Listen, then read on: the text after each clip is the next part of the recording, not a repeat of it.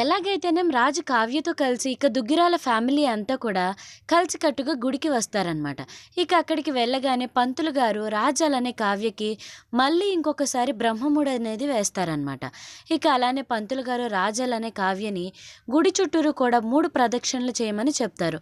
ఇక ప్రదక్షిణలు చేస్తూ ఉండగా రాజాలనే కావ్య ఇద్దరూ కూడా టామ్ అండ్ జెర్రీ ఫైట్ జరుగుతూనే ఉంటుంది. ఇక కావ్య నడుస్తూ ఉండగా స్లిప్ అయిపోయి పడిపోతుందనమాట. తన కాలు మడత పడి. ఇక ఇది చూసి అపర్ణ దొరికిందే ఛాన్స్ అనేసి ఇక ఆపేసేయండి ప్రదక్షిణలు అని చెప్తుందనమాట.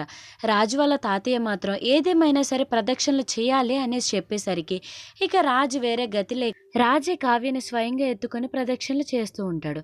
ఇక ఆ టైంలో రాజు కావ్య కళ్ళలోకి చూసేసరికి ఇక ప్రేమగా ఇద్దరూ కూడా ఒకరినొకరు చూసుకుంటూ ఉంటారు.